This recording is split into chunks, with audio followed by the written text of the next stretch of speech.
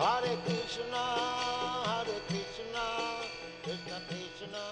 Hare Krishna everyone, welcome back to our Siksastaka series. Today we are doing the final two verses of the Siksastaka, verses 7 and 8. If you haven't seen the other videos, I'm going to put a link in the description and at the end of this video to the other two study sessions that we did. It's not necessary to go back and watch them, but it can be helpful. Okay, so with verses 7 and 8, I'm going to cover two main topics for this session. One is bhakti is practiced in separation, and two is unconditional love versus conditional love. So as usual, I'm going to be reciting the Sanskrit and the English for these verses. You are welcome to sing along with me. You're also welcome to mute me and sing the verses by yourself. Okay, so verse 7. Yugayitam nimeshena chakshusha pravrishayitam shunyayitam jagat sarvam Govinda virahena me. My Lord Govinda, because of separation from you, I consider even a moment a great millennium. Tears flow from my eyes like torrents of rain, and I see the entire world as void. In verse 8, Ashlishyava pararatam pinashtumam madarshanam armahatam karotuva yatatava viradatu lampato matprananatastu saeva napada. Let Krishna tightly embrace this maidservant who has fallen at his lotus feet, or let him trample me or break my heart by never being visible to me. He is a debauchee after all and can do whatever he likes, but still he alone and no one else is the worshipable Lord of my heart. Okay, so before verse 7, in the Chaitanya Charitamrita, this is Anchalila, chapter 20 is where the Siksastaka verses are found. Text 38. So in between the verses, as we talked about in the earlier classes, Lord Chaitanya will recite one of his Siksastaka prayers, and then either Krishnadas Kaviraj or Lord Chaitanya will comment about it, or Krishnadas Kaviraj will describe the symptoms that Lord Chaitanya is going through, or Lord Chaitanya may utter some feelings of humility. So before verse 7, it's explained that separation from Krishna awoke various mellows of distress, lamentation, and humility. Thus Sri Chaitanya Mahaprabhu spoke like a crazy man. So verse 7, we're going to be talking about Vipralamba Prema. So this is the verse again. This is text 39 of the Chaitanya Charitamrita. My Lord Govinda, because of separation from you, I consider even a moment a great millennium. Tears flow from my eyes like torrents of rain, and I see the entire world as void. So this is love in separation. That's what Vipralamba Prema is. It's love in separation. So Lord Chaitanya is feeling these strong emotions of separation and speaking accordingly. Okay, so love and separation, in different places Prabhupada says that there are either 3 divisions or subdivisions or 4 subdivisions. So that's why I wrote it this way. And I'm going to show you what the different ones are and why sometimes he lists it as 3 and sometimes as 4. So Vipralamba has 3 or 4 subdivisions. So Purvarag, the first one, is the mental state experienced before meeting. 2, mana, anger, the obstacles that impede the meeting between the lover and the beloved. 3, pravasa, when the lover and beloved are separated. And then 4, prema vaichitya, the lover and beloved are together, but fears separation. Okay, so Prabhupada explains, of the 4 kinds of separation, 3, Purvaraga, pravasa, and mana, are celebrated in Srimati Radharani and the Gopis. In Dwarka, among the queens, feelings of prema vaichitya are very prominent. So I made a little chart here just to show. You've got those first 3, Purva, Mana, and Pravasa, Purvarag, Mana, and Pravasa. Those are celebrated in Srimati Radharani and the Gopis, and then the prema vaichitya is celebrated or prominent in the queens of Dwarka. And the reason for this is because the queens of Dwarka, they're actually married to Krishna.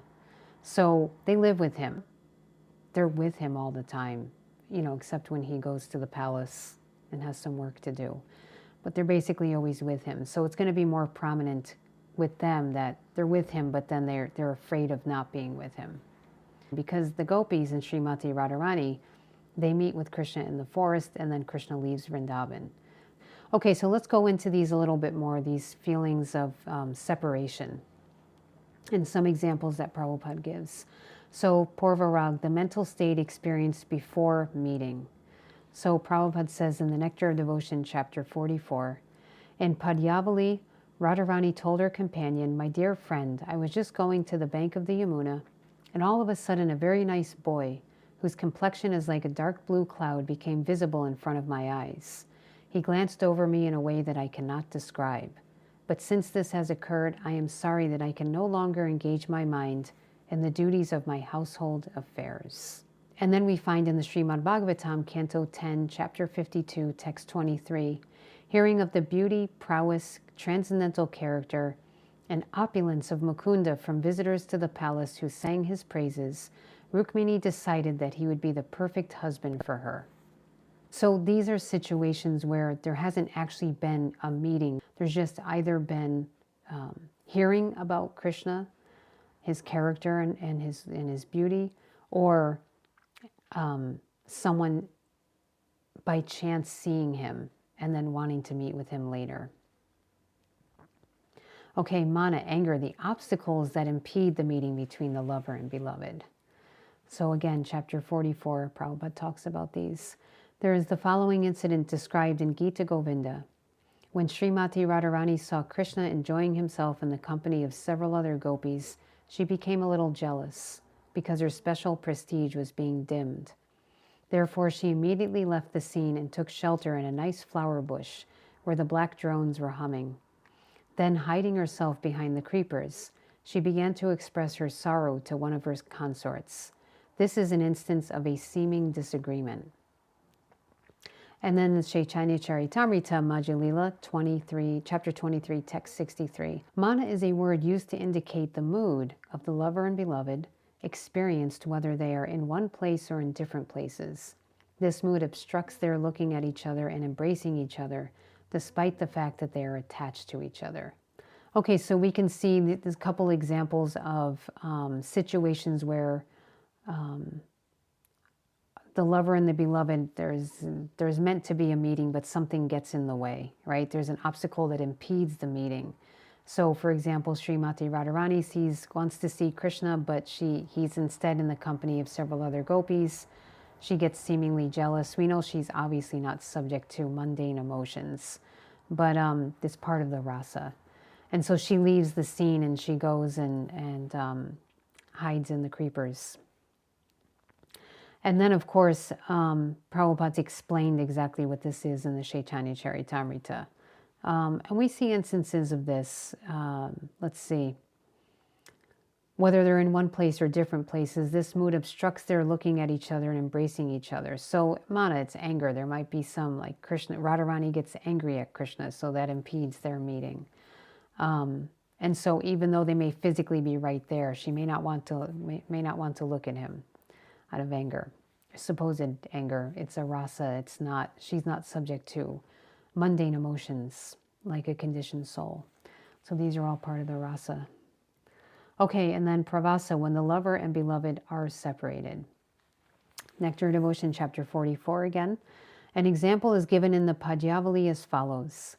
Since the auspicious day when Krishna left for Mathura, Srimati Radharani has been pressing her head on one of her hands and constantly shedding tears. Her face is always wet now, and therefore there is no chance of her sleeping even for a moment. And of course we know that Krishna is not different from his name. Just thinking about his name, form, qualities, pastimes means you're in Krishna's presence. So we understand that Krishna did leave Vrindavan, but he actually didn't, because the gopis and Radharani were always meditating on him and speaking about him. So he's actually always present. But this is, again, part of the rasa, this love and separation, which creates more ecstatic love in the devotee when there's some sort of separation and they want to be reunited with Krishna. Okay, so prema vaichitya, an abundance of love that brings about grief from fear of separation, although the lover is present.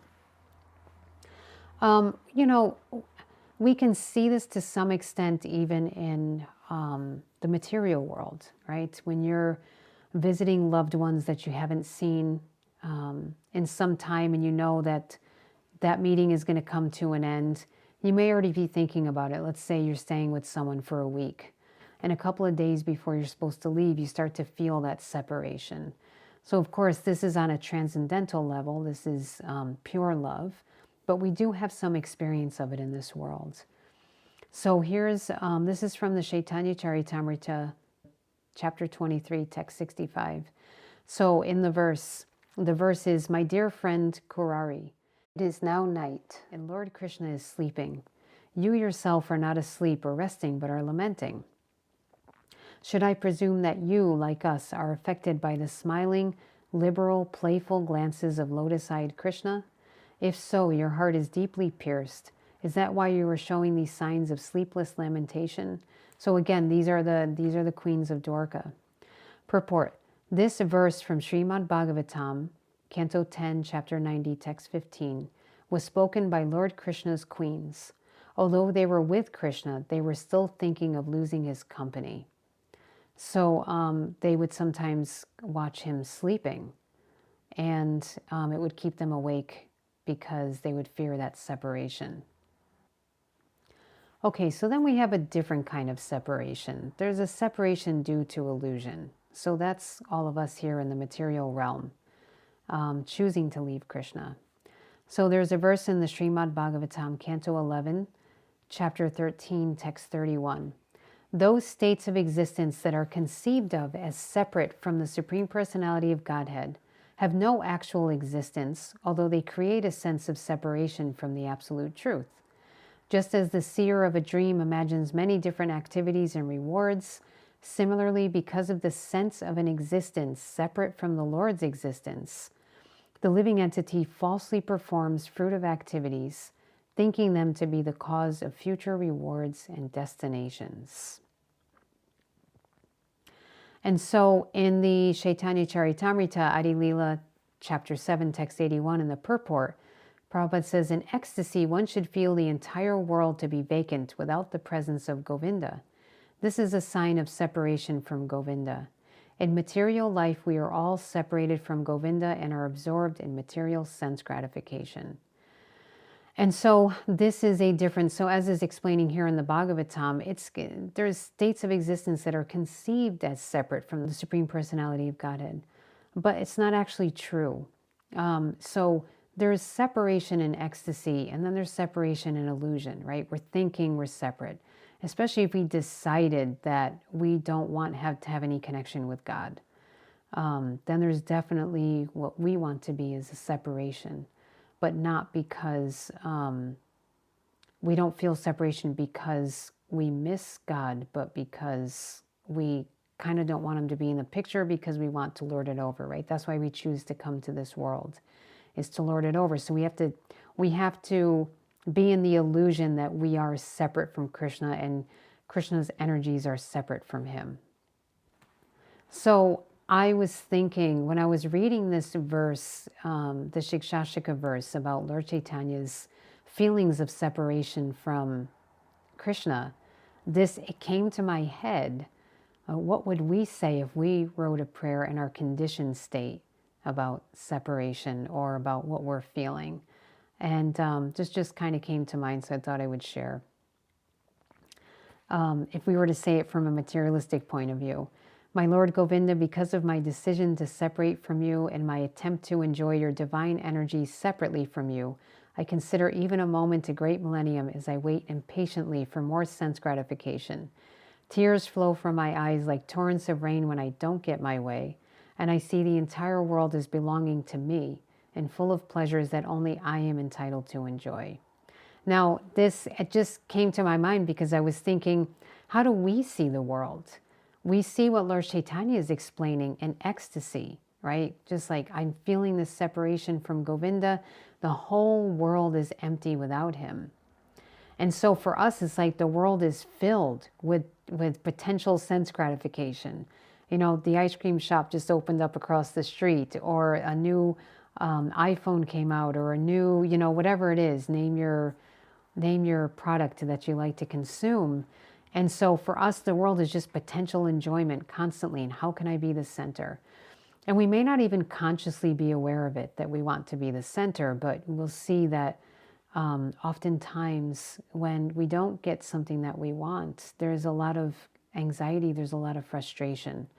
And so this is sort of this thing that came to my mind. I was thinking, yeah, this is kind of how we're feeling, but we don't always want to say out loud. And there could be different gradations of it, depending on how much illusion we're in, how much we're trying to enjoy, how much we want Krishna to give us what we want. Oftentimes our prayers could be, in the material world I'm speaking, prayers are a laundry list. Here's what I need. Why won't you give me this? Why didn't you give me that? Why did you take that away? Right? That's typically how people get trained to pray inadvertently. And sometimes even in our distress. And of course, there's the four pious types of people who come to Krishna. One is the person in distress. So we should always go to Krishna with everything. But we'll see if we actually begin to make spiritual advancement, we'll see that we're not going to Krishna to fulfill our desires, but we're going to Krishna to fulfill his desires. And so it's going to switch around at some point. And this is where I would recommend going back to the other Siksastaka classes, because we do talk about chanting, kirtan, you know, doing our japa, doing it in the proper frame of mind, or at least attempting to be attentive in our chanting so that we can clear away our anarthas that keep us from having that higher taste to just want to do what's pleasurable for Krishna, and to want to just be reunited with Krishna and fix that relationship that we've broken. Okay, so this is delusion and separation rather than love and separation. Okay, so bhakti is practiced in separation. And Prabhupada talks about this a lot. Lord Chaitanya and his followers teach us to practice bhakti in the mood of separation. So Prabhupada has some things to say about this. So this is from the teachings of Lord Kapila. This is chapter 13, the section where he's talking about chapter 25, verse 28 in the third canto. In his life, Chaitanya Mahaprabhu cried for Krishna and showed how one should be mad after him. Yugayitam nimeshena chakshusha pravishayitam shunyayitam jagat sarvam Govinda virahena me. O Govinda, feeling your separation, I am considering a moment to be like 12 years or more. Tears are flowing from my eyes like torrents of rain, and I am feeling all vacant in the world in your absence. So one thing you'll notice, so this is verse 7, which is what we're doing now. One thing you'll notice is that sometimes it's translated as a moment to be like 12 years or more. The Sanskrit yugayitam, yuga is like a millennium. But if you look up this word in the Sanskrit dictionary, sometimes for some reason it's also translated as 12 or more. In the Chaitanya Charitamrita, Srila Prabhupada translates it as a millennium. But here it's being translated as 12 years or more. But the point is still the same. It's a long time. It feels like a long time. One moment is a very long time. So Prabhupada says, the Goswamis never said we have seen Krishna. This is the recommended process, worship in separation. We should awaken our lost Krishna consciousness in this way and become mad after Krishna in our separation from him. This is called Krishna Prema. And this love was distributed by Chaitanya Mahaprabhu. So in a room conversation with George Harrison, this is in 1973 in London, Prabhupada says, so this bhajan and separation of Krishna, that is our Gaudiya Vaishnava philosophy, to feel separation from Krishna. Chaitanya Mahaprabhu, Govinda virahena me. So here he is quoting the Siksastaka prayer. Sunyayitam jagat sarvam, the whole world appears to be vacant. Why? Govinda virahena me, on account of separation from Govinda. So this bhajan is very perfect. Bhajan, feeling separation of Krishna. Krishna, where are you? Krishna, where are you? This is our bhajan. It is not that Krishna I have now seen, My business is finished. No. We should always feel separation. That is best. That will advance us in Krishna consciousness very nicely. And then this is in Mayapur in 1973. This is Prabhupada speaking on the Srimad Bhagavatam, Canto 1, Chapter 10, Text 14. Sri Chaitanya Mahaprabhu taught us this method of worship in separation, Vipralamba Seva. Not that, oh, I have seen yesterday, last night I have seen Krishna. He was snatching my cloth. These are sahajas. Actually, our worship should be in separation. The Goswamis also taught us like that. Hey Radhe Brajadevi Ke Chalalite, Hey Krishna Kuta. That's from the Shad Goswami Ashtaka. It's the final verse, verse 8. They, in the Vrindavan, remained authorized persons. They were also searching after Krishna. They never said that we have got Krishna. Never said. They were lamenting in separation. Direct contact is not possible. Neither that is the way of worshiping by the method of Sri Chaitanya Mahaprabhu. That is Sahajyavada. I am talking with Krishna. Krishna is snatching my cloth. And I believe he was referring to a woman in India who was claiming that when she went down to the Yamuna River, Krishna would snatch her cloth away from her, her clothing, like he does in the pastimes with the gopis. So he's pointing out that someone who is claiming that they're meeting up with Krishna and that these things are happening, or they're talking with Krishna, he's saying that these are sahajas, people who are pretending. Okay, this is from Honolulu, 1975, Bhagavad Gita, chapter 16, text 13 to 15.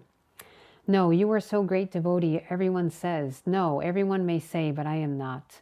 Why you are not? Now, because without Krishna, still I am living.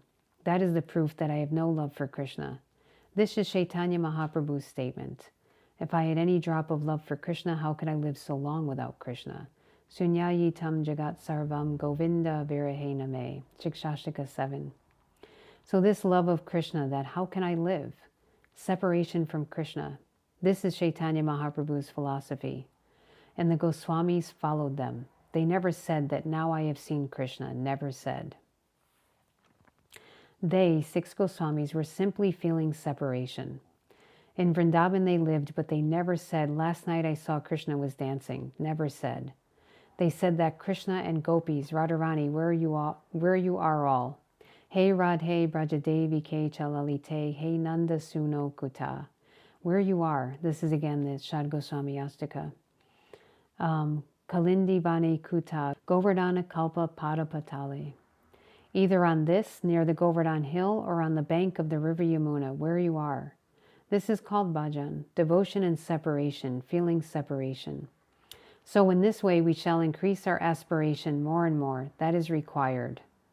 That asha, that hope, that expectation will lead us to the topmost platform of devotion. So in this song, speaking about the 6 Goswamis, the Sad Goswami Ashtaka, these 8 verses, they're just running around Vrindavan wondering where Krishna is, where they can find him. And we know that there's such exalted devotees. So this is Prabhupada's warning to us, is to not act like sahajas and not try to act advanced by claiming to be seeing the rasa dance or direct contact with Krishna. So it's kind of a cautionary instructions for us and teaching us how we should practice in separation. Govinda Virahename, because of my separation from Govinda, there are these 3 things. Yugayitam Nimeshena, I consider even a moment a great millennium. Chakshusha Pravisayitam, tears flow from my eyes like torrents of rain. Sunyayitam Jagat Sarvam, I see the entire world as void. So Prabhupada, this is a purport to Parama Karuna. This is in Atlanta in 1975. Being separated from Govinda, God, my life is vacant. This is required. It doesn't matter whether you follow Christianity or Hinduism or Muslimism. Whether you are feeling vacancy, everything vacant without Krishna, without God, that is the test. Yugayitam nimeshena, every moment, because one who is feeling separation from the Lord, he is feeling also when I shall see him. So this anxiety, Chaitanya Mahaprabhu, yugayitam nimeshena. A moment is seeming to me a millennium, hundreds and millions of years separation. One moment. That is love. If you love somebody, and if you, of course, in the material world, this love is not possible. There is no love in the material world. It is all lust. So love means loving God. That is love. So the Chaitanya Mahaprabhu is teaching this. Okay, so there it is again, considering a moment to be a great millennium. Millions of years of separation, just even one moment. So we know that the gopis had cursed Lord Brahma because he gave them eyelids. And eyelids mean you blink for a moment, you can't see Krishna. And so these are real feelings of love and feelings of separation. Don't, the pure devotee in love of Krishna doesn't want to be separated, and there's always that fear. Or we saw those different kinds of separation that even when they're with Krishna, they're fearing the separation. But also just that in these different feelings of separation, like Lord Chaitanya is saying here, is that a moment is like torture, right? Of course, we know it's ecstatic feelings, but that's how pure and dense the love is that just even a moment feels like a millennium. Chakshusha pravishaitam, tears flow from my eyes like torrents of rain. Srimad Bhagavatam 1-2-10, this is in 1972 in Bombay. Bhaktya, and what kind of bhakti? Not that simply I sit down and cry a little.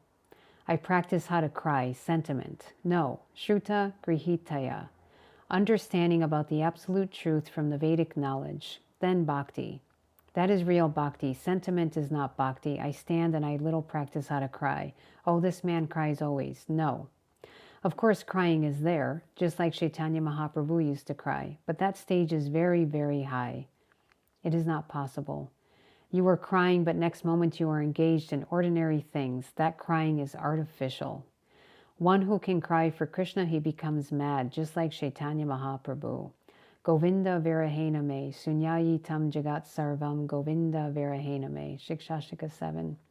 So again, Prabhupada's cautioning us to recognize when something is artificial. He's saying that one who can cry for Krishna, he becomes mad, just like Chaitanya Mahaprabhu. So it's not just that you learn how to cry a little, put on some tears, and then you go do ordinary things, but that it's a complete package. So if you are crying for Krishna, you're also mad, like Lord Chaitanya, and what he shows to be these different emotions, these feelings that he's having. There's so many, and we talked about this in a previous class, those symptoms of someone in bhava that can't be faked. So if you haven't heard that class, go back and check it out. It's very interesting. The difference between these bodily symptoms that can be faked by people who practice, but then symptoms of someone engaged full-time in Krishna consciousness, things that can't be faked. So Prabhupada's saying that if you're going to cry for Krishna, you should also be mad like Lord Chaitanya. He says, crying, everything is now over. I cannot see Krishna. So that crying is different crying. Not that in the meeting I cry and next moment I am now dry. I want this, I want that. But that not crying. Chakshusha pravisaitam sunyayitam jagat sarvam govinda virahena. Chaitanya chakshusha pravisaitam. Just like torrents of rain falls from the sky. So Govinda virahena. On account of separation from Govinda. Chakshusha pravisaitam sunyayitam jagat sarvam govinda virahena. So I feel like reading all these quotes and maybe on your end hearing them, starting to actually memorize the verse. So it's nice to keep repeating it over and over again, and you really get used to what the Sanskrit actually means, what it's referring to when you recite these prayers. Okay, so sunyayitam jagat sarvam, I see the entire world is void. So this is a room conversation, 1973 in London. So this is Krishna consciousness. When one becomes mad after Krishna, how to see him? How to see him? Not that I see already, finished business. No, how to see him? How to see him? Where he is. Increasing this intense love for Krishna, that is wanted. Sunyayitam jagat, whole world is vacant. Just like, this is very practical. If somebody loves somebody and if he is not to be seen, he thinks that the whole world is vacant. We can perceive sometimes, if someone I love is dead, somebody says, what is the use of this world? I don't want anymore, but that is for the moment. Similarly, when we will be mad for Krishna, that is the perfection of life. We should be very, very serious to see Krishna. At least this attitude will help us. Where is Krishna? How will I see him? How would I meet him? How I would meet him? That is called Krishna consciousness. And then another example he gives, in 1971 in London. He sees everything void. Just like if you have lost anything beloved, you don't see anything. You see everything is gone. So sunyayitam ja, how? Why? Govinda virahename. Viraha means separation. On account of separation. So this should be the only cause, that you cannot tolerate the separation of Govinda. That is love. So we can experience this to some extent in the material world. We have those that are beloved. We have perhaps family, friends, loved ones, whatever the case may be, that even in material enjoyment, to enjoy with others usually gives the enjoyment value, right? So if you went to, just to give an example, if you went to an amusement park by yourself, I mean, there may be some people out there who like to do that, but generally an amusement park is fun because you're with your friends or family, right? That's what makes it fun. You're going on the rides with them, you're exploring things with them. This is just a mundane example, but the point being that what Prabhupada's saying here is everything's void otherwise. Like there are things there, but they don't matter. So I like what Prabhupada says here. You see everything is gone. Everything's still there, but it's gone in the sense that it holds no value anymore. And so when we put that into that same kind of sentiment in the spiritual realm, in the transcendental realm, this is our love for Krishna, that if we don't have him in our life, everything just seems void. It just seems like it has no value. And it really actually doesn't. Illusion means that you see Krishna's energy as separate from him for you to enjoy alone without Krishna. So that's illusion, right? We spoke about this before too. We have Ravana, as an example, wanted to kidnap Sita. And of course, he kidnapped an illusory version of her because she is Krishna's energy, and he tried to separate her from Krishna and enjoy her separately from Krishna. So that's the conditioned souls in this world. That's us. We are trying to separate Krishna's energy from Krishna and enjoy it separately. But there's no real value in that. And that's why people become miserable, because that's like enjoying separately without Krishna and trying to see his energy as something that it's not, something for us to enjoy. And then it does become void in a sense. So we have our different distractions in life that can try to help us maintain that illusion. But that's what it is. It's an illusion. It's thinking that something is something that it's not. That's Maya, right? That which is not. And so we see something as a reality, but it's not reality. And so when you start to see that everything is connected with Krishna, then you start to feel like, I just want Krishna. I don't want his energies. Or I'm not trying to enjoy his energies separately from him. I just want him. I just want to serve him. And of course, serving him means serving his devotees. And serving his devotees means serving him. But we can see that his energies are meant to be given to him to enjoy. And we're going to talk about that in a little bit. Okay, so now we have verse 8, which is Sambhoga Prema, right? So Sambhoga means to enjoy together. There's not the separation completely. This is from C.C. Antya Lila, chapter 20, text 47. Let Krishna tightly embrace this maidservant who has fallen at his lotus feet, or let him trample me or break my heart by never being visible to me. He is a devotee after all and can do whatever he likes, but still he alone and no one else is the worshipable Lord of my heart. Okay, so this is love in union. And this verse reveals Lord Chaitanya's mood as Srimati Radharani. So verse 8 is spoken in a feminine voice, and verses 1 through 7 are spoken in a neuter voice. So now, speaking in this verse in the feminine voice, he's revealing his mood as Srimati Radharani. So the previous verses that led to showing of this mood, this is how it goes. Text 40. In my agitation, a day never ends, for every moment seems like a millennium. Pouring incessant tears, my eyes are like clouds in the rainy season. The three worlds have become void because of separation from Govinda. I feel as if I were burning alive in a slow fire. Lord Krishna has become indifferent to me just to test my love, and my friends say better to disregard him. So here it is. My friends say, this is the gopis.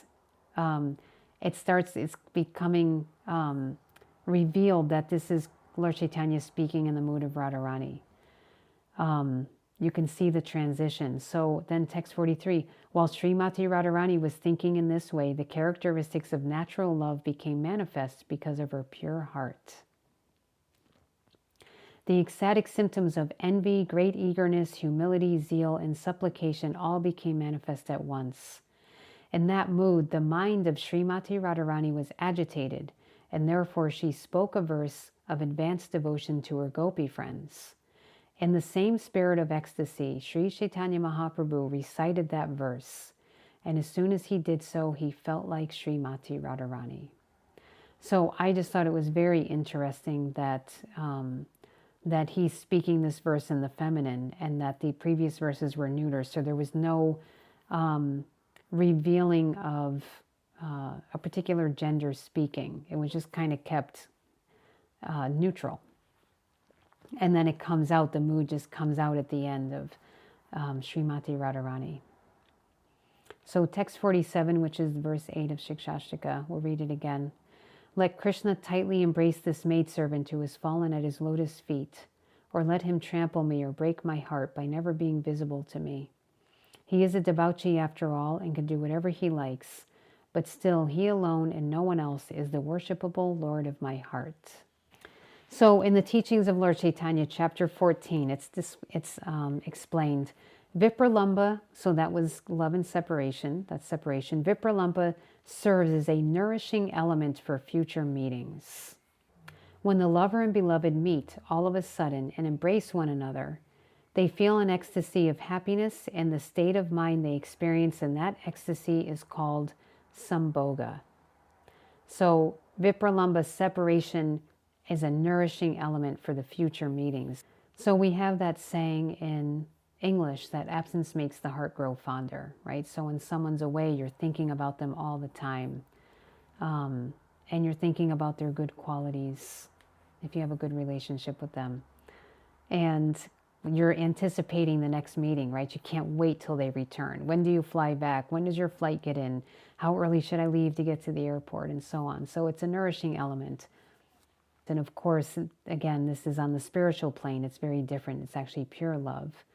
But still, we can see a reflection. This material world is a reflection of the spiritual world. So we have something like, we have a reflection of what they're experiencing in the spiritual world. But ours is mundane, so it becomes chewing the chewed, right? Especially because you may be excited to see someone, but they may not be as excited to see you. Or you may be excited to see them, but when you get there, it's not as exciting as you thought it would be. Or, whatever different manifestations of being let down or whatever in this material world. But still, it's the nature of the soul to exchange love. It's just that we're doing it in the wrong place and for the wrong reasons. Okay, Sambhoga Premas. This is Chaitanya Charitamrita, Madhya-lila, chapter 23, text 62, the purport. When awakened, Sambhoga is divided into 4 categories. So Purvaraga, you might remember that from the Vipralambha. Purvaraga Anantara. After Purvaraga, attachment prior to meeting, Sambhoga is called brief, Sankshipta.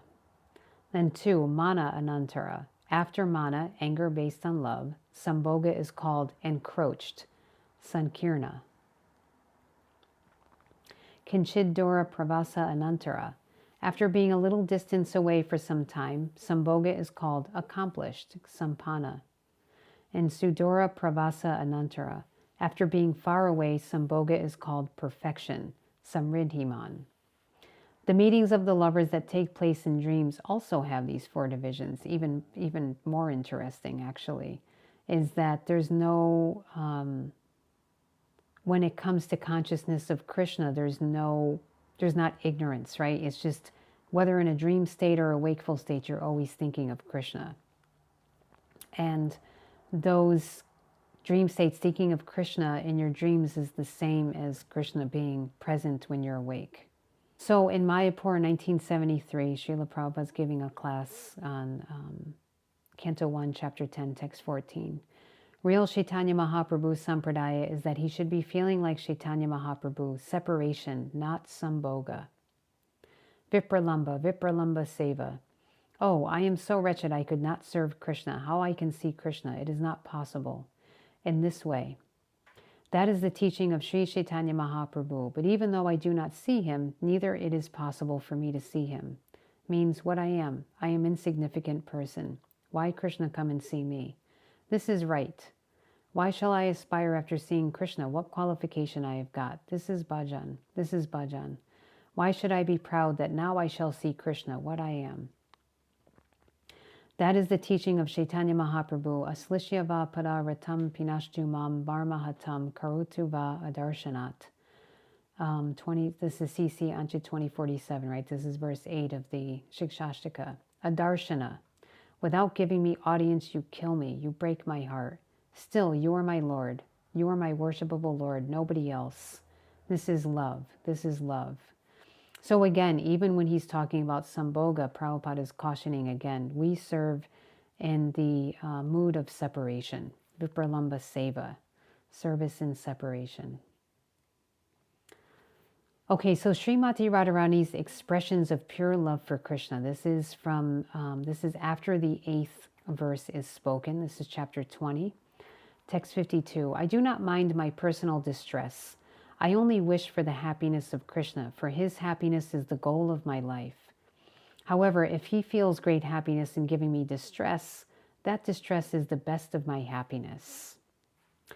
53. If Krishna, attracted by the beauty of some other woman, wants to enjoy with her, but is unhappy because he cannot get her, I fall down at her feet, catch her hand, and bring her to Krishna to engage her for his happiness. If a gopi envious of me satisfies Krishna, and Krishna desires her, I shall not hesitate to go to her house and become her maidservant, for then my happiness will be awakened. Okay, so this is a question, these two verses here.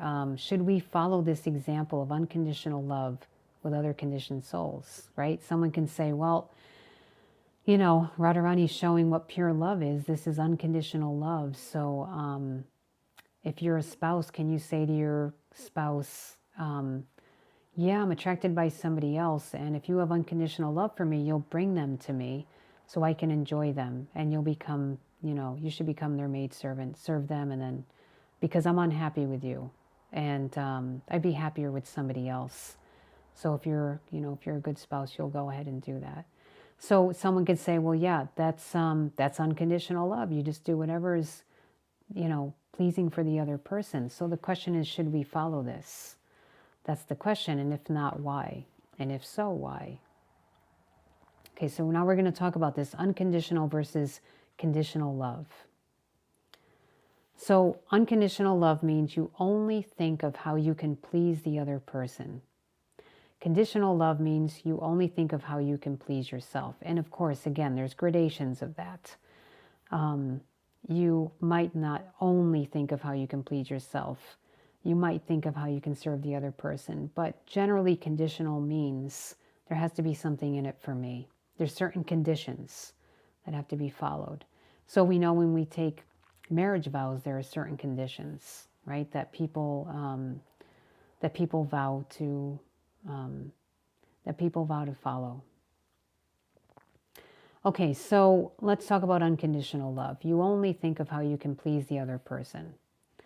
So what do you experience when you only do what is pleasing for Krishna? And you can pause and think about this for a moment. Like, what are the feelings that you have? This is, right, unconditional love. So if you have unconditional love for Krishna and you only do what's pleasing to him, what do you typically experience? So I would say in general, we experience true spiritual bliss, right? If all we think about is what's pleasing to Krishna, we experience true spiritual bliss. And then what happens when you bring another soul to Krishna for him to enjoy? What happens if you do that? What do you experience? And again, you can pause and think about it for a moment.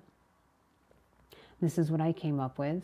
You and the other soul experience true spiritual bliss, right? So coming to Krishna, bringing other souls to Krishna, doing whatever's pleasing to Krishna, and you're not doing it for the bliss. It's just it's just the nature of the relationship. So we're going to talk about that some more. Okay, so the same thing in conditional love, I can ask the same question. What do you experience when you only do what is pleasing for you? Anger, dissatisfaction, impatience, entitlement, etc. Right? There's all these different things. We think it's going to be good. We think it's going to be pleasing for us, but we end up becoming kind of miserly, right? It's not satisfying, and that makes us angry because we think it should be satisfying. And then we become impatient because we want more and more. It's only for me. It's for me. Why doesn't the world understand that? Why can't they just do everything I want them to do? Why can't they give me everything I want to have? And then what happens when you bring another soul to your partner for them to enjoy, for example, like Srimati Radharani was saying.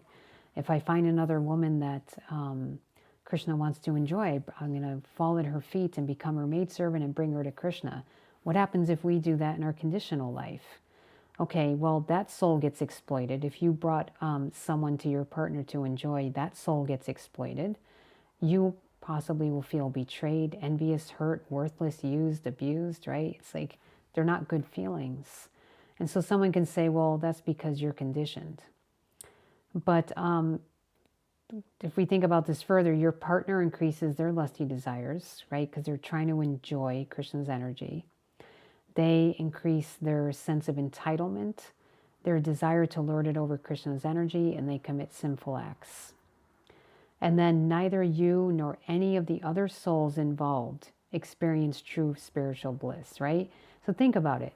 When you bring, it's like it's all bliss with Krishna. If you bring people to Krishna, it's bliss. It's bliss for you, it's bliss for the other person. If you bring souls to your partner to enjoy, everyone's getting exploited, there's weird feelings of jealousy and envy and hurt, and there's feelings of betrayal.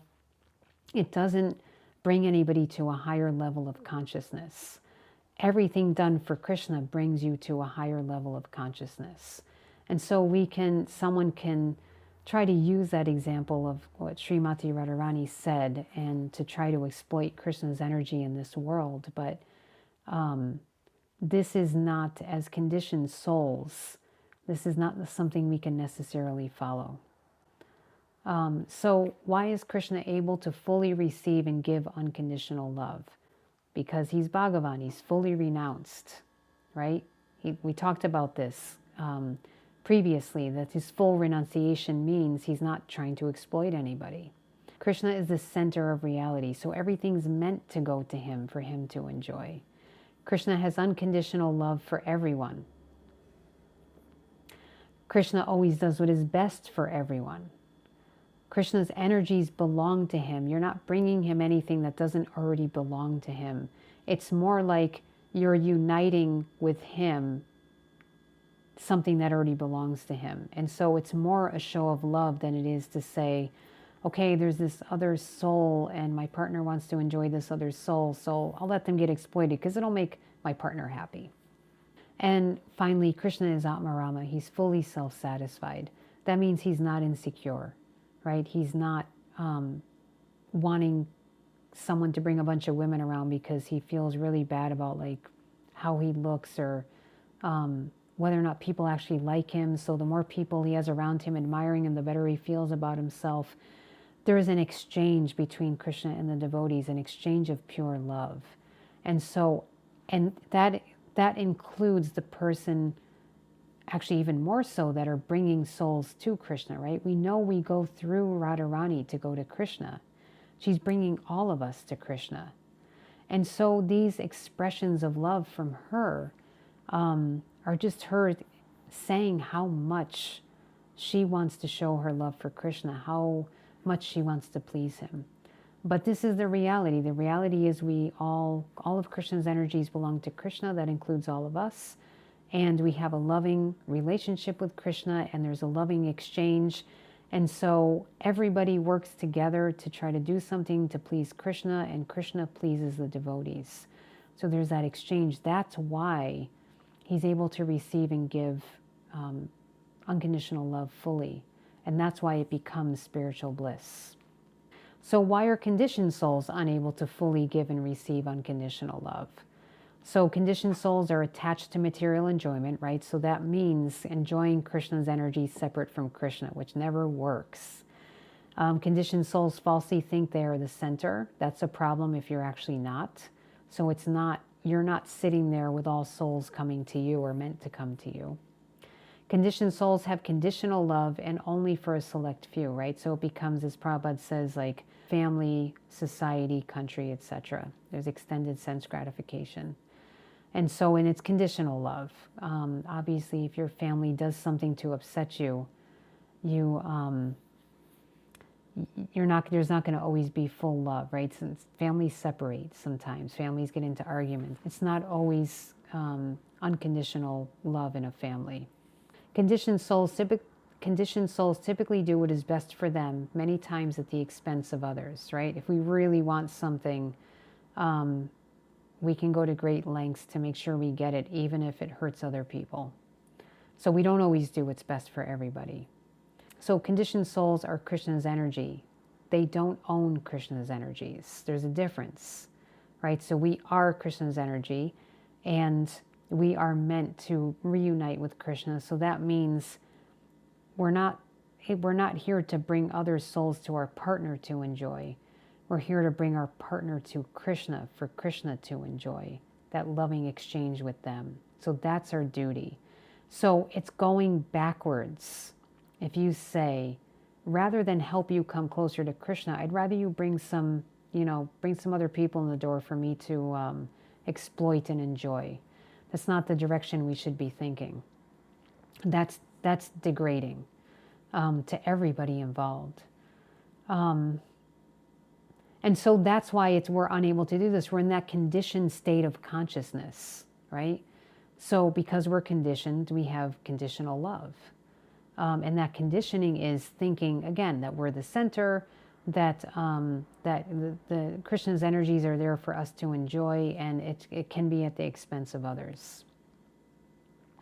Okay, so when there is a relationship with conditional love, how can we find balance in that? Because on the one hand, we don't want to just help the other partner become more illusioned in this world and move them further away from Krishna by just giving them whatever they demand. At the same time, we don't want to be demanding ourselves and be selfish with our partner and base everything on what we want to enjoy. So there has to be some sort of balance within boundaries. So finding a balance, in conditional love, it's when you only do what's pleasing for the other person within healthy boundaries. So it should inspire feelings of safety, security, and trust. It should give them the option to freely choose the relationship or not choose it. It should lead to open and honest discussion. It should inspire respect, loyalty, and appreciation. It should provide support, strength, and friendship, and it should accommodate and inspire emotional and spiritual growth. So I'd say this would be a good checklist to say, if you're in a relationship, are we feeling these things? Are we feeling safe, secure, trusting? Are we able to choose to whether or not to stay in the relationship, right? Sometimes you get a stalker situation where it's like, you can't leave me or else. Of course, that's such an extreme, but there's different variations of that also. You should be able to have open and honest discussion. It's not that emotions aren't going to get tense ever, but you should be able to discuss things. Right? So this is doing what's pleasing for the other person within healthy boundaries. So it shouldn't be that, well, it pleases the other person. And you see this sometimes in movies where they're showing what's supposed to be a relationship of love, but is actually a very toxic, unhealthy relationship, where one of the two people is asked to do something that's basically is going to kill them, and they're just like, I'm so in love that I'll do this for this man, or I'll do this for this woman. And then because the other partner feels like, oh wow, I can't believe they would have actually done that for me, let me go save them, and now we could be in a relationship. There's sick stuff like that out there. That's not love. That's just being sick. That means people need therapy.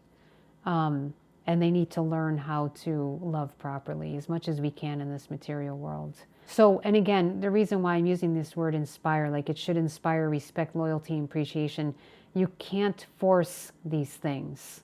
So when you choose somebody to be in a relationship with, you want to see, do I actually trust this person? Do they feel trustworthy? I can't force them to be trustworthy. You can only see if they actually are.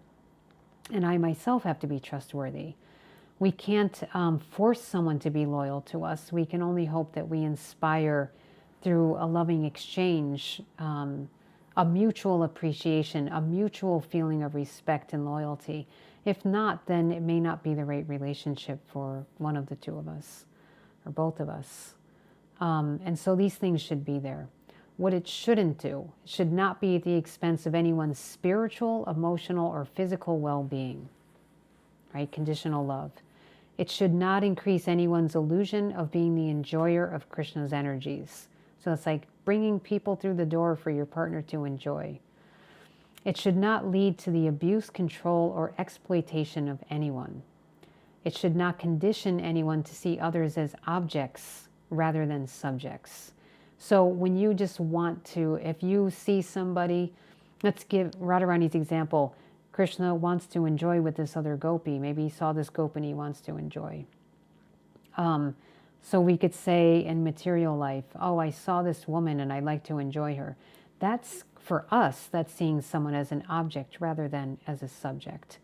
For Krishna, it's an exchange of pure love, right? So that's not the case with us. It's just putting people in the category of an object rather than a subject, rather than Krishna's energy. It should not lead to the breaking of sacred vows, right? Because if you say, I'd like you to bring that person to me for me to enjoy, okay, now there's a sinful act being committed. You've vowed to be loyal to your partner, but you're not. You vowed perhaps as a devotee to follow the regulative principles, you're not following them, and so on. It should not lead to oppression or needing to be someone you're not. So you shouldn't have to change who you are to be with somebody.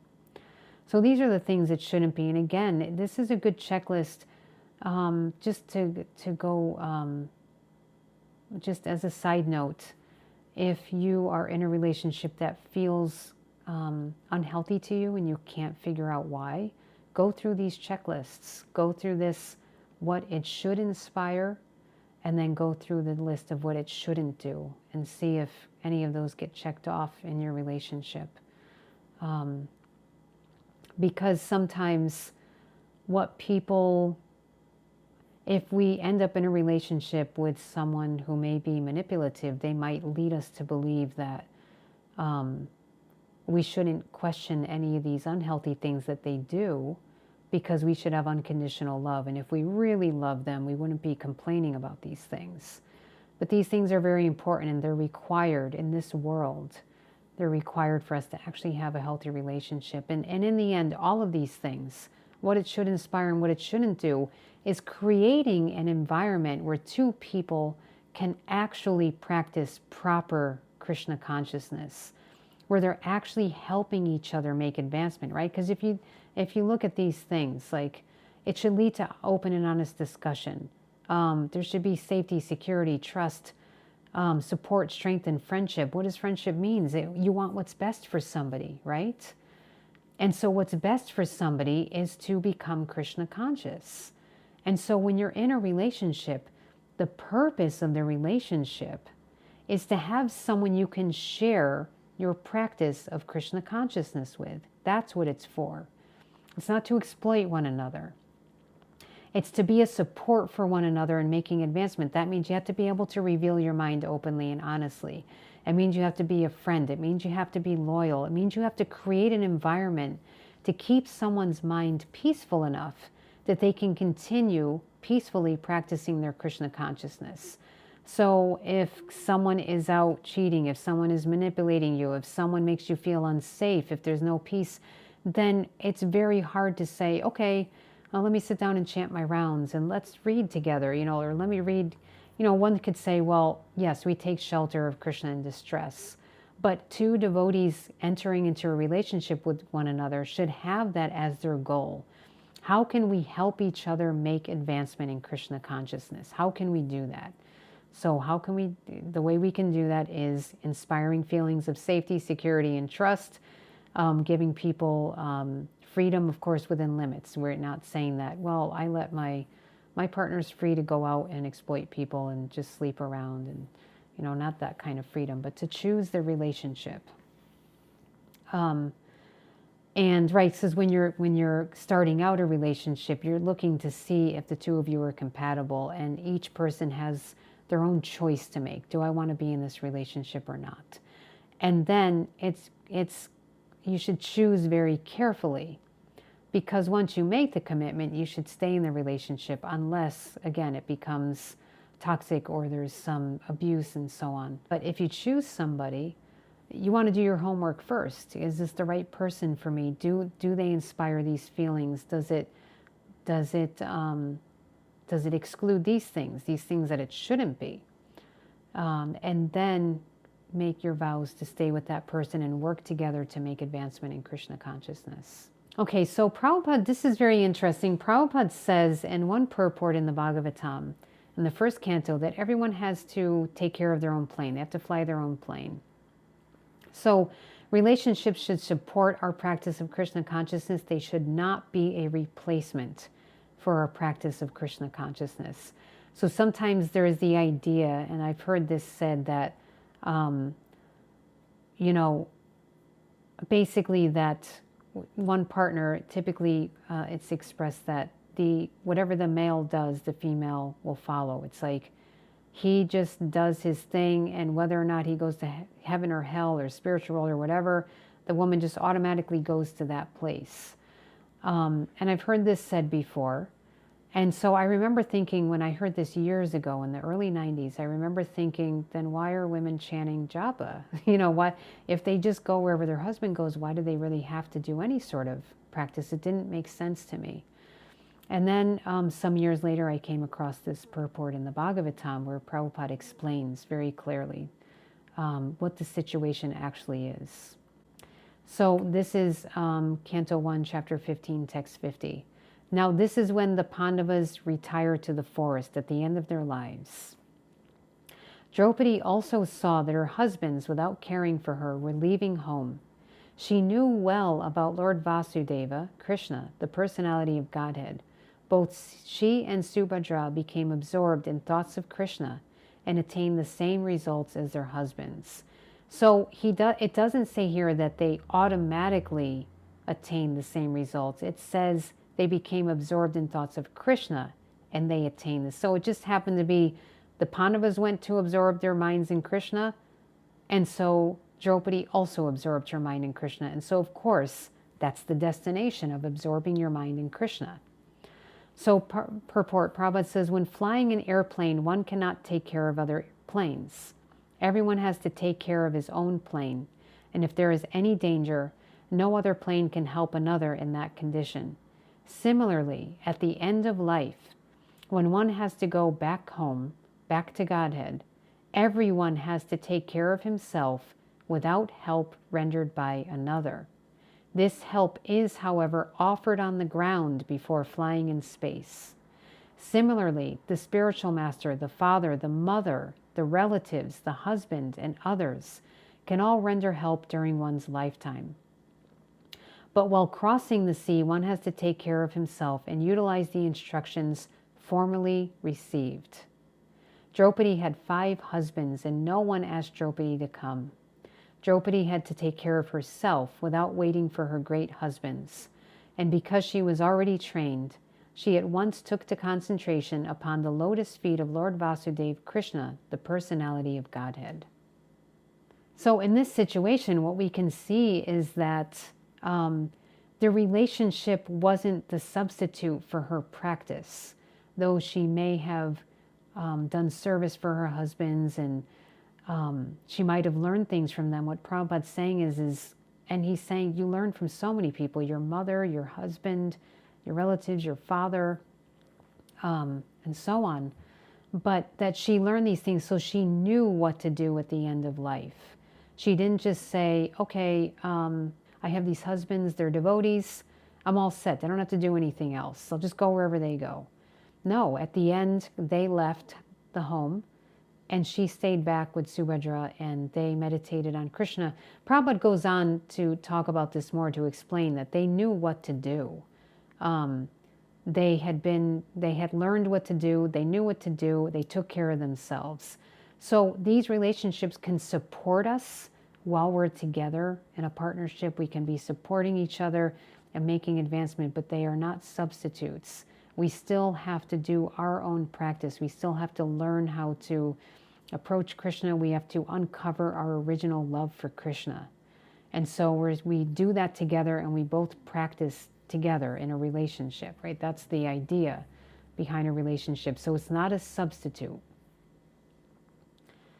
Okay, so in the Chaitanya Charitamrita, Ancha Lila, chapter 20, text 64 to 65. 64, the Lord had formerly composed these 8 verses to teach people in general. Now he personally tasted the meaning of the verses, which are called the Siksastaka. If anyone recites or hears these 8 verses of instruction by Sri Chaitanya Mahaprabhu, his ecstatic love and devotion for Krishna increase day by day. Hari Bol. So here we are. We're doing these study sessions with the Siksastaka prayers, and hearing them and studying them, it's going to increase our love and devotion for Krishna day by day. So we can see Lord Chaitanya, he's instructing these verses, and then he's teaching by example.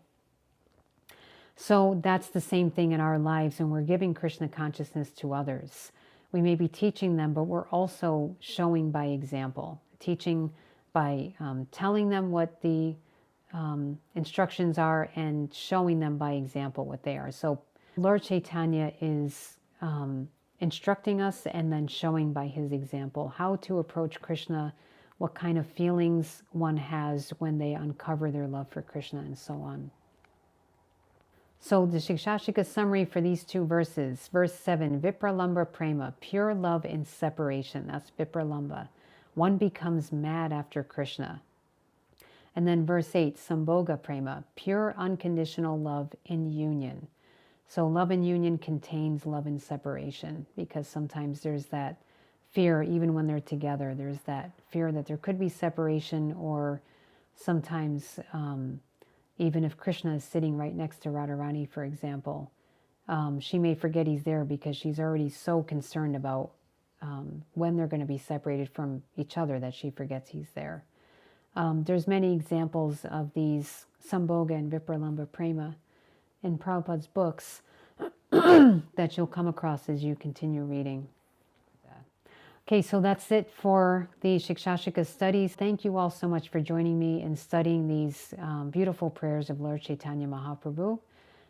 Again, if you have any questions or realizations, or if you want to have some sort of group discussion, please email me. I'll be including my email address in the description.